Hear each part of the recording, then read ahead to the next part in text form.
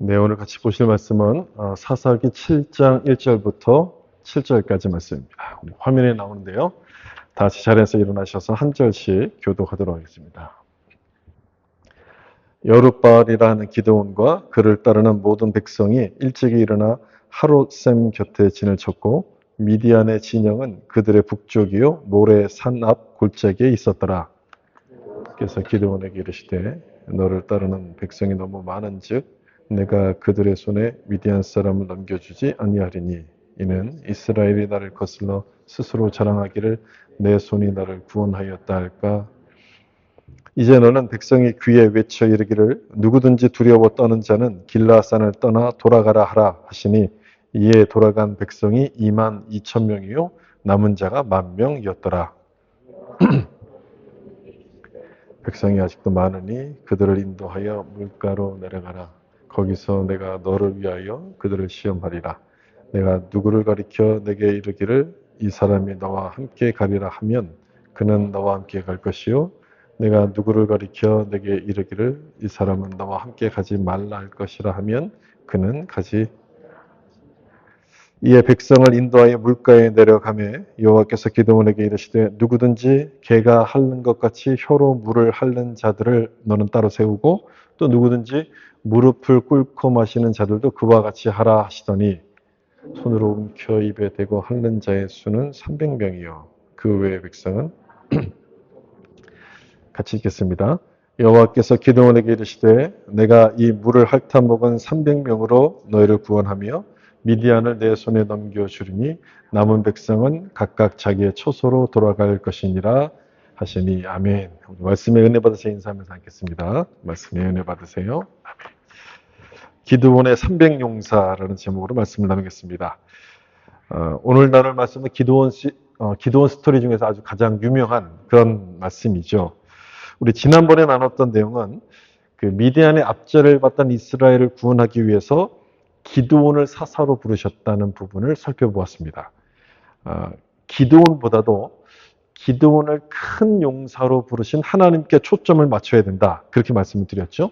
기드온이 불평하고 의심함에도 불구하고 하나님은 그의 가능성을 보시고서 기드온을 부르셨는데 오늘 본문에서는 하나님께서 어떤 사람을 사용하시고 또 어떻게 준비된 사람을 사용하시는지를 우리가 보게 됩니다. 1절을 좀 다시 보시면 여룻바알이라 하는 기드온과 그를 따르는 모든 백성이 일찍이 일어나 이렇게 되어 있어요. 여기 기드온의 별명이 나오죠. 여룻바알입니다. 이 별명이 어떻게 해서 붙게 됐는지 제가 말씀드리지 않고 지나갔는데 오늘 이제 설명드리려고 지나갔었어요. 오늘 본문과 이제 연결이 되기 때문에 이 부분부터 좀 생각을 좀 해볼 필요가 있습니다. 하나님께서 기드온을 딱 부르셨을 때 기드온이 자신 없어 하면서 표징을 보여달라고 하죠. 그래서 기드온이 드리는 그 제단에 불을 내리는 표징을 하나님께서 보여주십니다.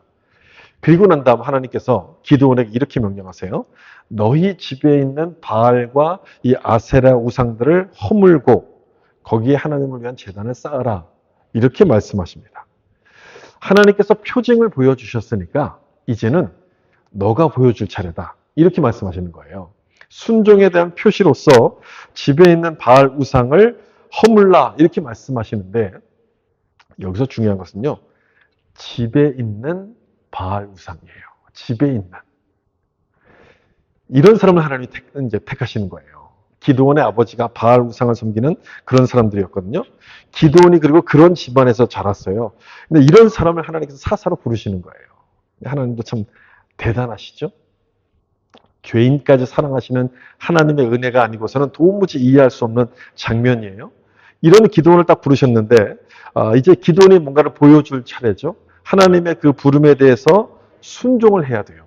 집에 있는 이 바알 제단을 무너뜨려야 되는데 자신이 없는 거예요. 하나님의 명령이니까 순종하기는 해야 되겠는데 동네 이 마을 사람들이 가만히 있겠습니까? 기드온 집에 있는 이 바알 제단은요.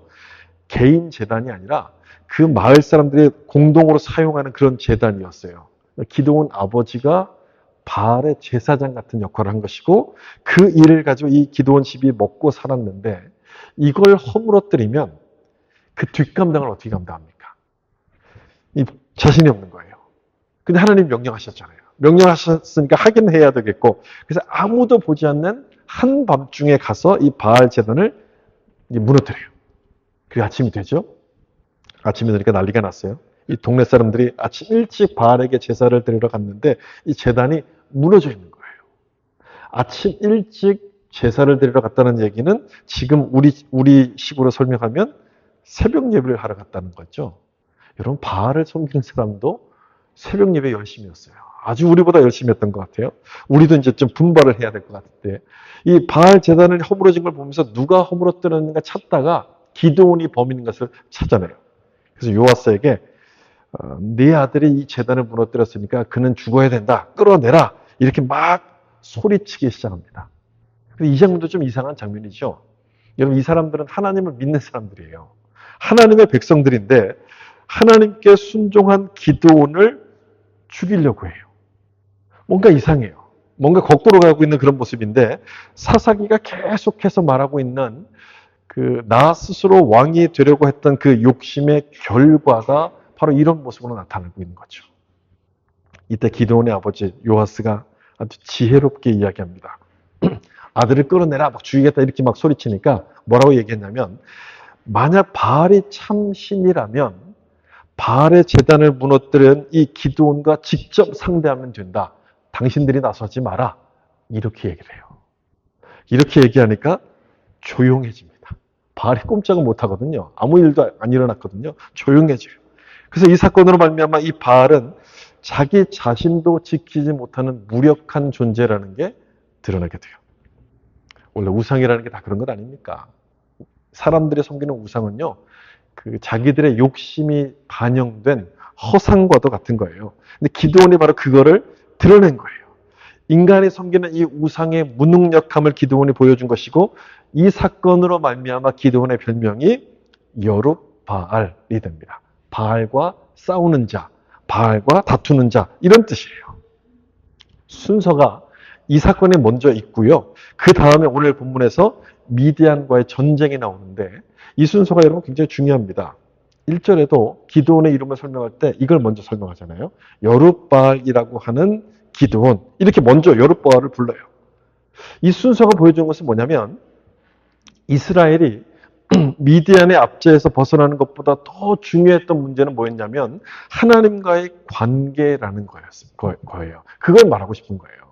이스라엘의 진짜 문제는 미디안이 아니라 바알, 우상이었고 이 미디안을 물리치려면 하나님과의 관계부터 바로 세워야지만 된다는 것을 이 순서를 통해서 이 기드온에게 보여주는 거예요.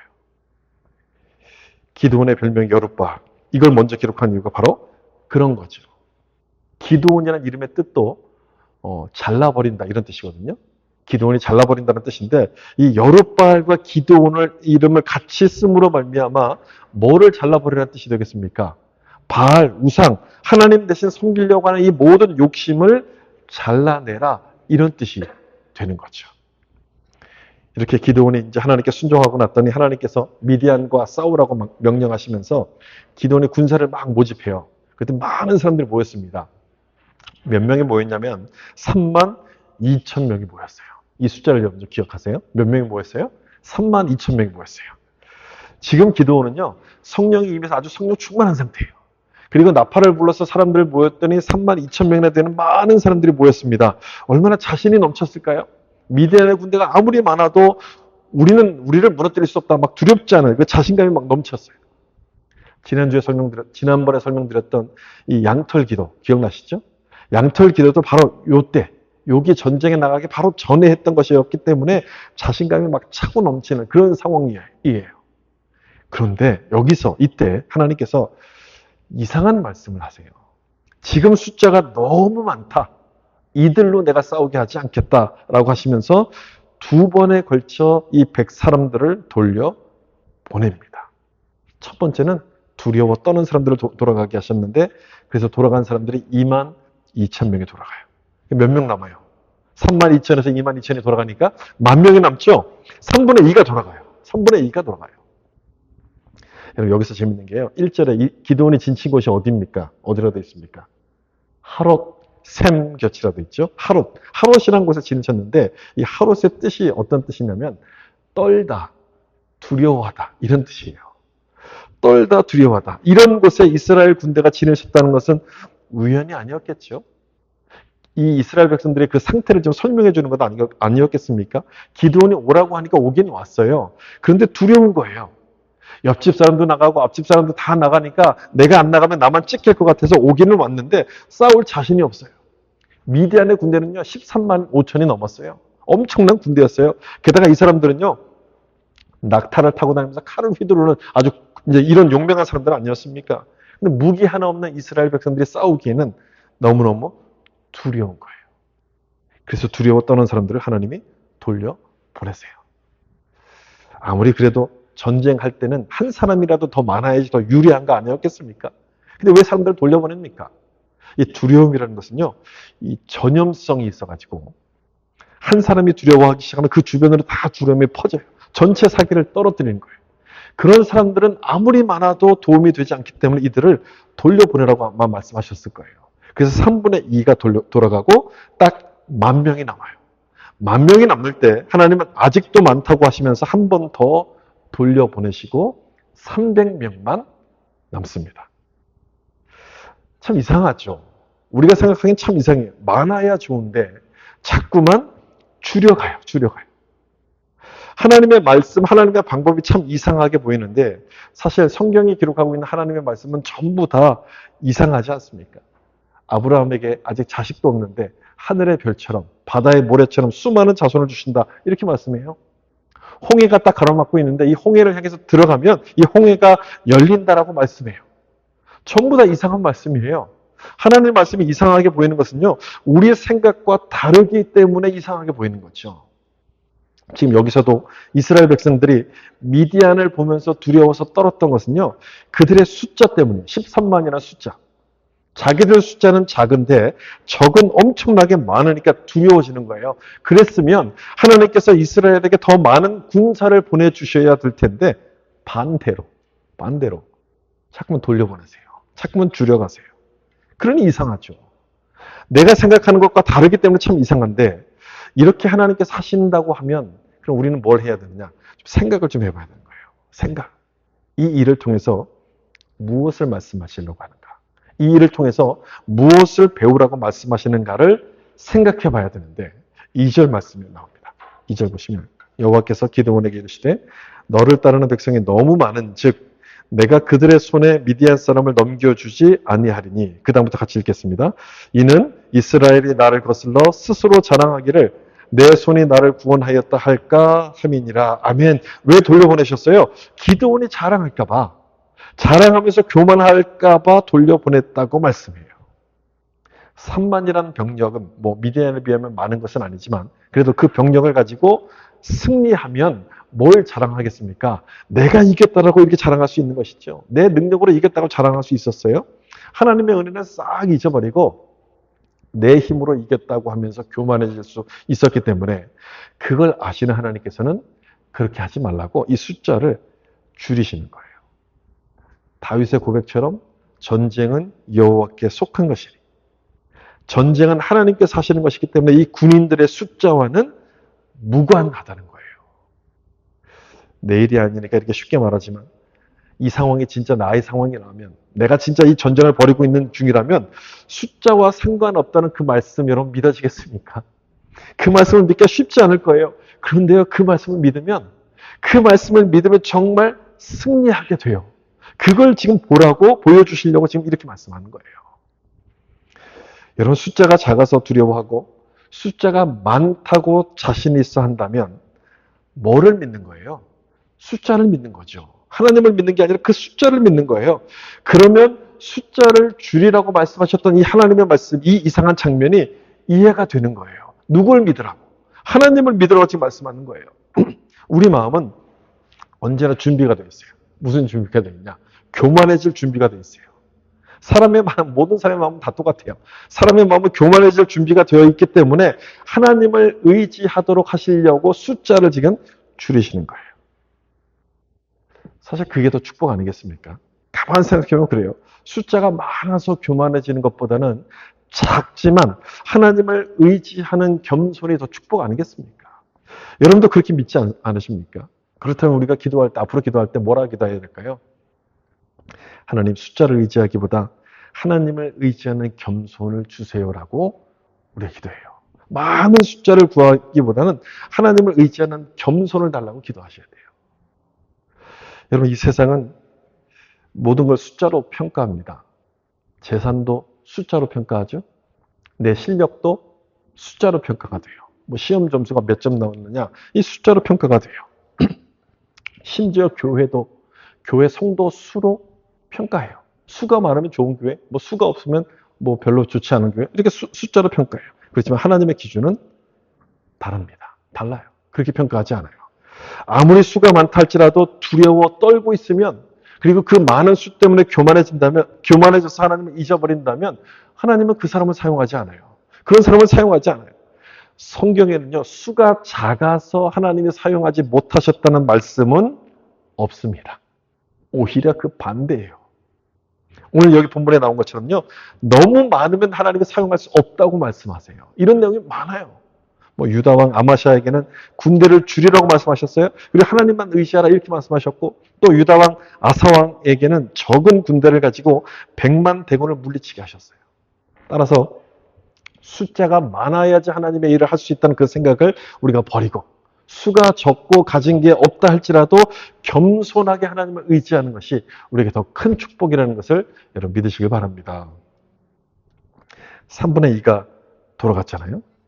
그런데도 여전히 하나님께서 많다고 말씀하시면서 또 다시 돌려보내시는데 7장 4절이에요. 여기 보시면 여호와께서 또 기드온에게 이르시되 백성이 아직도 많으니 그들을 인도하여 물가로 내려가라. 거기서 내가 너를 위하여 그들을 시험하리라. 내가 누구를 가리켜 내게 이르기를 이 사람이 너와 함께 가리라 하면 그는 나와 함께 갈 것이요. 거기까지 보겠습니다. 하나님께서 직접 싸울 자를 택하신다라고 말씀하시면서 딱 남겨둔 사람이 몇 명이었냐면 300명을 딱 남깁니다. 300명.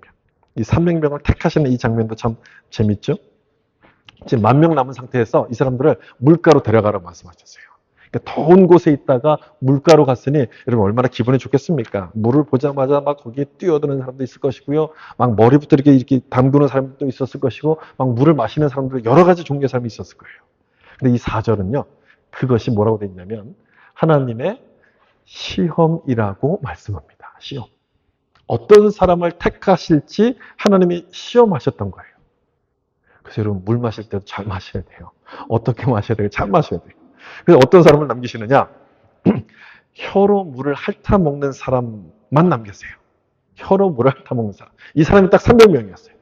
나머지는 전부 다 무릎을 꿇고 막 물을 마셨는데 이 사람들은 다 돌려보내요. 이 장면이 도대체 어떤 장면인가 우린 잘 의미를 파악하기 참 어려운데, 그 유대인 학자들이 해석하는 내용을 보면 이렇습니다. 유대인들이 무릎을 꿇는 경우는 딱 하나예요. 하나님께 예배할 때만 딱 무릎 꿇어요.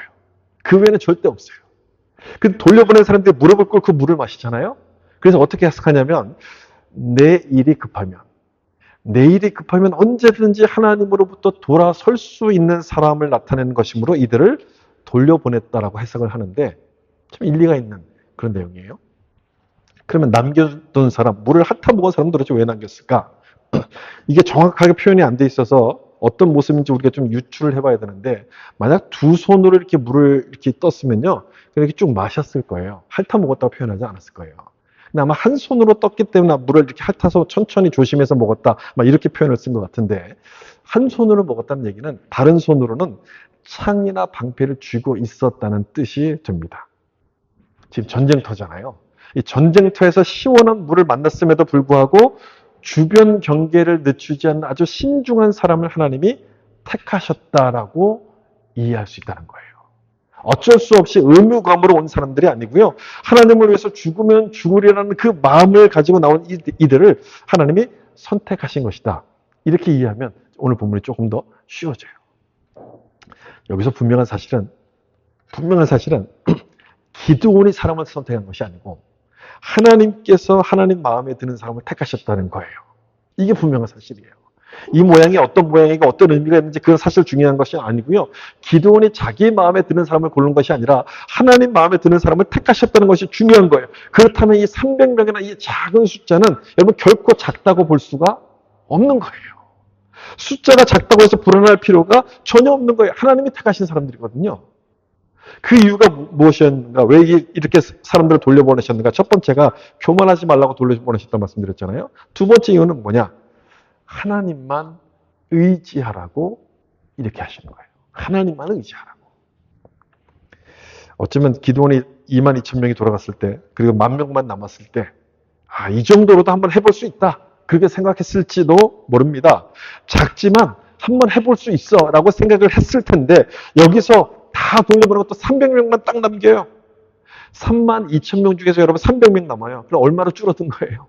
100분의 1로 줄어들어요. 100분의 1로 딱 줄어들었으니 이 숫자로는 아무것도 할 수 없는 거예요. 이 300명 갖고 뭘 하겠습니까? 차라리 도망가거나 항복하는 게 낫지 아무것도 할 수 없는 숫자예요. 그래 놀랍게도 그것이 하나님의 뜻이었어요.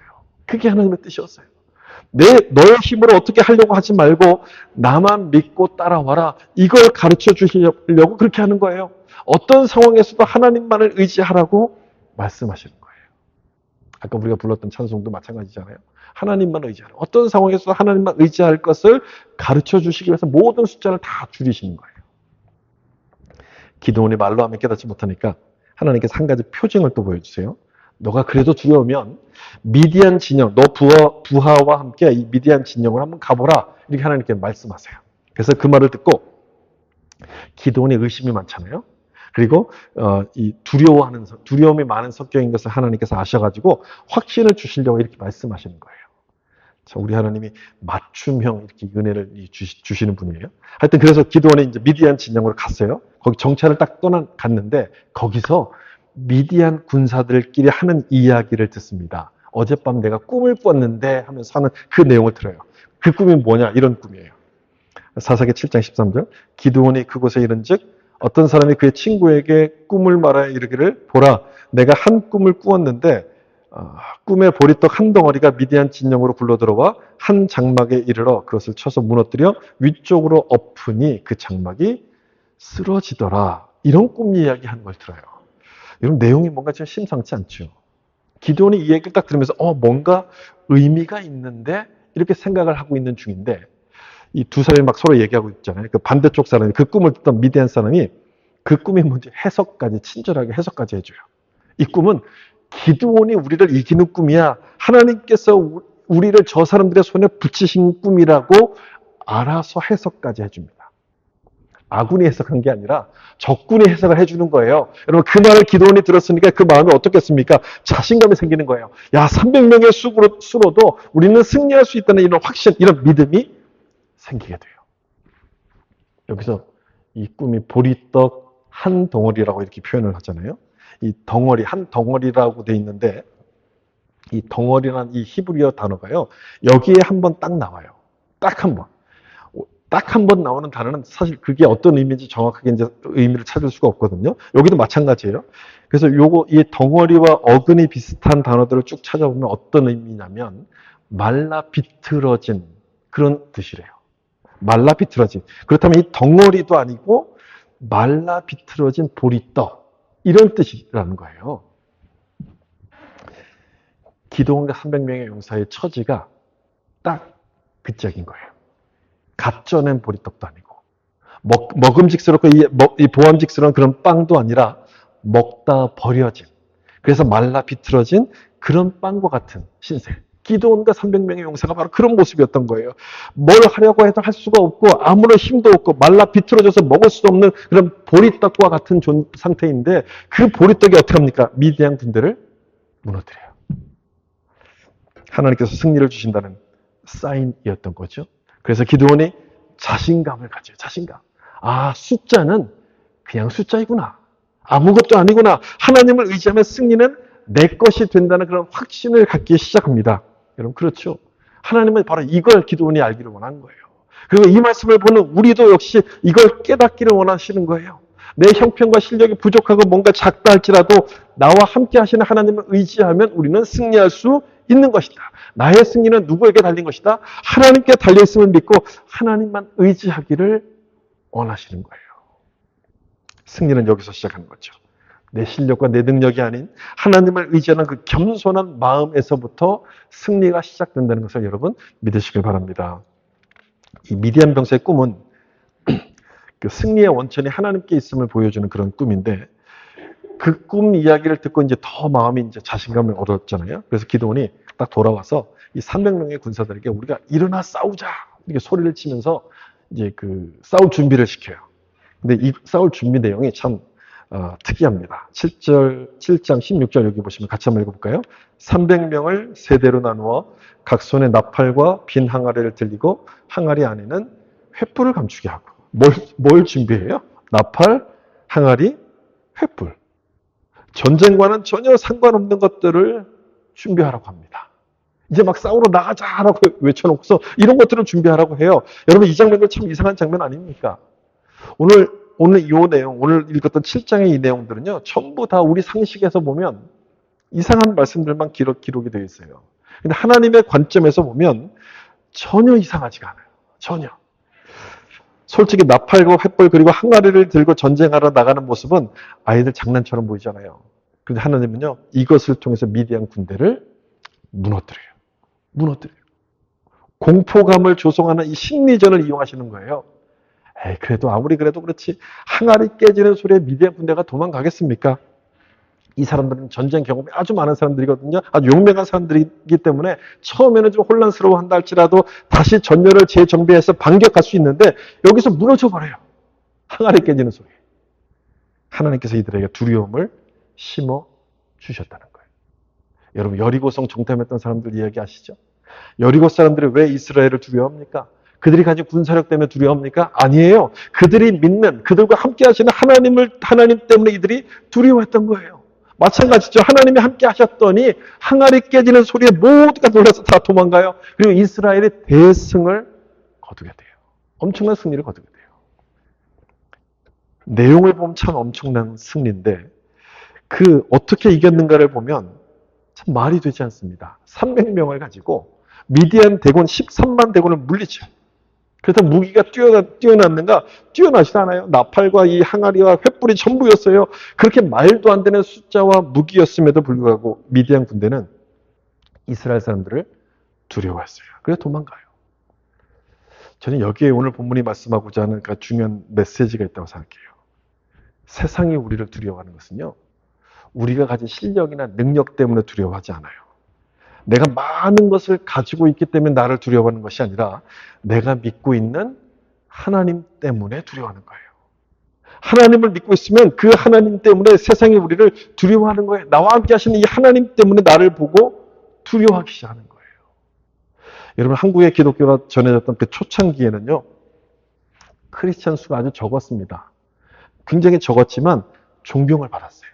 교회 건물도 없었어요. 그리고 가난했어요. 그렇지만 영적으로 당당했습니다. 거룩하게 사는 그 모습에 사람들이 감동을 받았어요. 그런데 점점 경제적으로 넉넉해지면서 교회 건물이 커집니다. 교인 수가 점점 많아집니다. 그러면 세상이 두려워할 것 같은데 두려워하는 것이 아니라 오히려 교회를 비웃기 시작해요.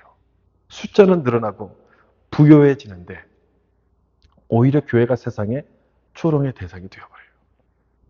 문제는 그럼에도 불구하고 여전히 교회는 더 많이 가지려고 하고 더 많은 것들, 더 많이 갖고 싶어하는 그런 욕심을 부리고 있다는 거예요. 더 큰 건물과 더 많은 성도 수를 자랑하는 모습이 되어져 버리고 말았어요. 우리는 우리 삶을 가리켜서 영적 전쟁이라 부르죠. 전쟁은 여러분 누구에게 속한 거예요? 하나님께 속한 거잖아요. 전쟁에 하나님께 속한 것이라는 안다면 우리 삶, 영적 전쟁인 우리 삶을 하나님 방법대로 살아가야 되는데 하나님 방법대로 살지 않고 여전히 내 방식대로 하려고 합니다. 하나님 대신에 내가 왕이 되려고 했던 그 사사기의 모습이 지금도 여전히 반복이 되고 있는 거예요. 다시 한번 기드온이 어떻게 승리했는가 보세요. 말도 안 되는 숫자와 무기를 가지고 싸워요. 나팔을 불고 항아리를 깨트리면서 뭐라고 외쳤냐면 여호와의 칼이여. 기드온의 칼이여. 이렇게 외쳐요. 여호와의 칼이여. 그러자 미디안 군대가 놀라서 혼비백산 도망가기 시작해요. 여호와의 칼이여. 라고 외쳤을 때.